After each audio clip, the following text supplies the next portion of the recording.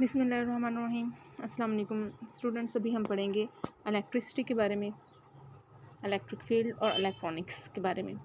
सबसे पहले हम इलेक्ट्रिसिटी की बात करते हैं। इलेक्ट्रिसिटी यानी बिजली, जिससे सारा निज़ाम ज़िंदगी आजकल हमारा चल रहा है। इलेक्ट्रिसिटी किस वजह से पैदा होती है या क्या इसका मेन सोर्स क्या है? बिजली, आपने वर्ड सुना हुआ है ना, बिजली हमारे पास कुछ छोटे छोटे पार्टिकल्स होते हैं कुछ ख़ास मटेरियल में, जैसे आयरन है, जैसे स्टील हो गया, जैसे कॉपर है, जैसे गोल्ड है, जैसे सिल्वर है। यानी वो मटेरियल जिनमें से करंट गुजर सकता है। एक्चुअली उनके अंदर छोटे छोटे पार्टिकल्स होते हैं, इलेक्ट्रॉन, जो चार्ज को आगे की तरफ लेके जाते हैं। ठीक है, चार्ज कैरियर्स होते हैं। जैसे आपका कोरियर है, उसका काम है डाक को ट्रांसफ़र करना। वो एक जगह से डाक आती है, वो दूसरी जगह पर देती है, फिर आपके घरों तक पहुंचा देती है। इसी तरह जो छोटे छोटे पार्टिकल्स यानी इलेक्ट्रॉन्स का काम है बिजली को एक सिरे से दूसरे सिरे तक पहुंचाना।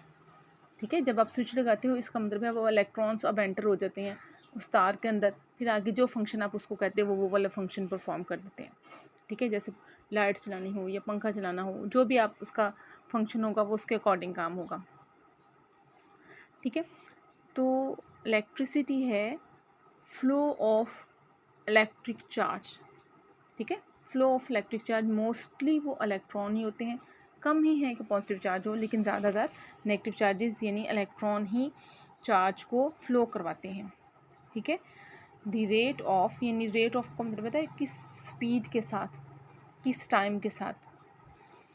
The rate of flow of electric charge through any cross section area. Cross section area यानी तार, किसी भी तार के अंदर से, तार के अर्जी तराशे में से, उसके सर्कुलर हिस्से में से। The rate of flow of electric charge through any cross section area is called current. ठीक है, यानी चार्ज टाइम टी में जितना गुजरेगा उसी को हम उसका करंट कहेंगे। यानी इसका फॉर्मूला बन जाएगा current is equal to charge over time. तो अगर चार्ज को मैं क्यू से रिप्रेजेंट करूं और टाइम को टी से रिप्रेजेंट करूं, तो मैं लिख सकूंगी I is equal to Q over T. ठीक है, I is equal to Q over T. Charge को हम मेजर करते हैं कूलम में और टाइम को हम मेजर करते हैं सेकंड में। इसलिए हम कहते हैं कि करंट का यूनिट है कूलम पर सेकंड, लेकिन हमने इसका दूसरा नाम रखा हुआ है एम्पेयर। यानी कूलम पर सेकंड एक लंबा नाम है, उसके बजाय हमने इसका छोटा सा नाम रख लिया एम्पेयर, साइंटिस्ट के नाम पे। तो करंट का यूनिट हमारे पास हो गया ampere. Unit of current is ampere. ठीक है, तो इलेक्ट्रिसिटी क्या है? Flow of charge, charge particle के मूव करने की स्पीड या फ्लो करने की स्पीड। ठीक है, rate of flow of electric charge through any cross section area is called current. ठीक है, और उसका फॉर्मूला क्या है? Current is equal to charge per unit time, या I is equal to Q over T. Unit हमने इसका पढ़ लिया, क्या है? एम्पेयर। इसका यूनिट हमारे पास है एम्पेयर। एम्पेयर किसके इक्वल है? कूलम पर सेकंड के। लेकिन इसको हम नॉर्मली हम क्या कहते हैं? यूनिट ऑफ करंट है एम्पेयर, यानी कितने एम्पेयर करंट आ रहा है। ये अक्सर आप लोगों ने उसको स्विचेस वो लेते हैं, जब कोई इलेक्ट्रॉनिक्स डिवाइस लेते हैं तो उसके ऊपर लिखा होता है कि ये इतने एम्पेयर करंट यूज़ करेगा और इतने वोल्टेज लेगा। ठीक है, तो उस डिवाइसेस के ऊपर लिखा मेंशन होता है कि कितनी बिजली इस्तेमाल करेगा। एम्पेयर एक बड़ा यूनिट है। हम आम तौर पे, जैसे अगर हम ये ले लें आप लोगों का मोबाइल चार्जर, ये जो आपका अडॉप्टर है उसको अडॉप्टर भी कह देते हैं, और मोबाइल चार्जर भी है। ये बहुत कम यूनिट लेता है, जस्ट 15 वोल्ट पे 12 वोल्ट पे ऑन हो जाता है। ठीक है, तो एक small amount of quantity current की यूज़ करता है। ठीक है, स्मॉल क्वांटिटी ऑफ करंट वो यूज़ करेगा। वो मे बी मिली एम्पेयर हो, मे बी माइक्रो एम्पेयर हो। मिली एम्पेयर या माइक्रो एम्पेयर मीन के एक करंट को हमने 1000 से तकसीम कर दिया, या करंट का हमने 1000वां हिस्सा ले लिया, या करंट का हमने 10 लाखवां हिस्सा ले लिया। जिस तरह हम 1 माइक्रो एम्पेयर कह रहे हैं। 1 माइक्रो एम्पेयर होता है 10⁻⁻⁶, और मिली एम्पेयर होता है 10⁻⁻3।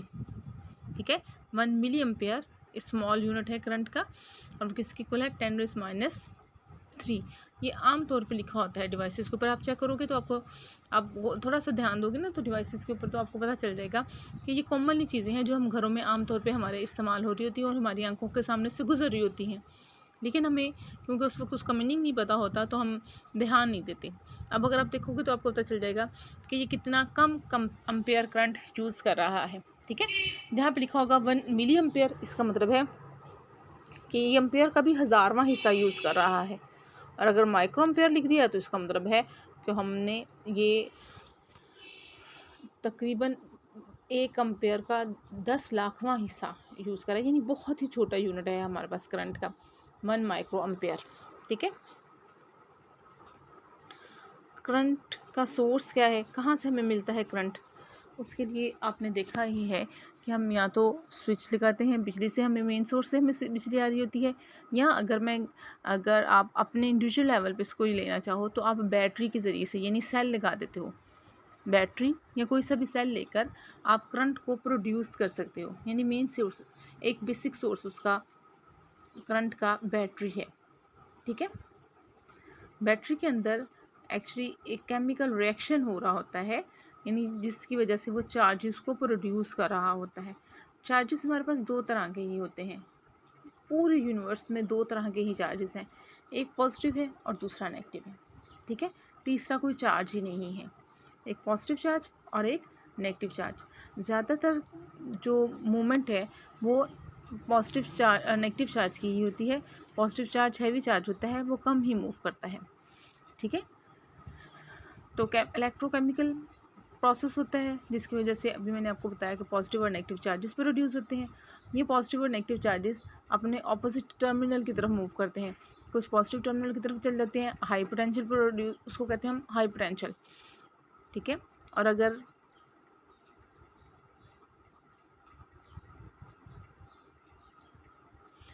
नेगेटिव चार्जेस की तरफ चला जाएगा, जैसे इस डायग्राम में आप देख रहे हैं कि हमारे पास ये बैटरी है, इसके अंदर केमिकल रिएक्शन हो रहा है जिसकी वजह से ये देखें पॉजिटिव नेगेटिव चार्जेस पहले इकट्ठे थे, रिएक्शन हुआ तो पॉजिटिव चार्जेस हमारे एक एंड पे चले जाएंगे और नेगेटिव एंड चार्जेस हमारे पास दूसरे एंड पे चले जाएंगे।